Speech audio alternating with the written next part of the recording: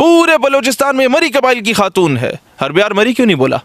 जो बलूचिस्तान राइट्स की बात करता था, इंडिया की गोद में बैठा हुआ, इंडिया ने इजाज़त नहीं दी अभी तक, इसीलिए।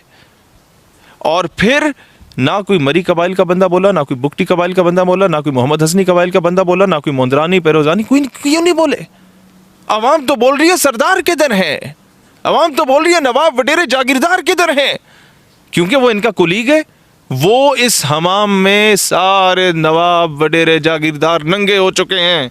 इस वजह से कोई बोलने की जसारत नहीं करता कि कल को उनके केसेस भी सामने आएंगे। ये कोई एक केस थोड़ी है, इससे पहले कई सैकड़ों बंदे इस नवाब ने कत्ल कर दिए। कोई सहाफ़ी बोलता था इसके जुल्म के खिलाफ, उसको कत्ल कर दिया जाता था।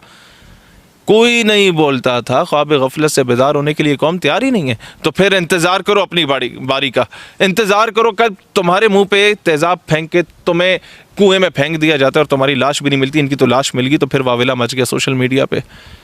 3 मीडिया चैनल्स के अलावा किसी चौथे चैनल ने दिखाने के लिए गवारा नहीं किया। और ये बंदा अभी भी होम मिनिस्टर है, और ये बंदा अभी भी फूड मिनिस्टर है बलूचिस्तान का। ये बंदा सिटिंग मिनिस्टर है, यानी कि कातिल सरकार है। सरकार ने कत्ल किया है, सरकार की मुद्दइयत में कत्ल हुआ है। कैसे हुआ? पिछले कई दिनों से अगवा थी।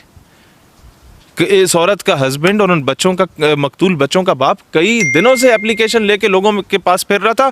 FIR तक नहीं काटी जा रही थी थाने में, क्योंकि DPO इनके अपने होते हैं, DC इनके अपने होते हैं, अपने ज़र खरीद गुलाम होते हैं, जहां मर्जी से लेके आए। क्यों रखे जाते हैं मनपसंद के?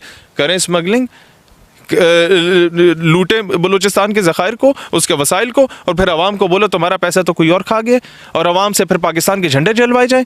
बस अवाम को इस्तेमाल करो टिश्यू पेपर की तरह और फेंक जाओ। अब ऐसा नहीं होगा।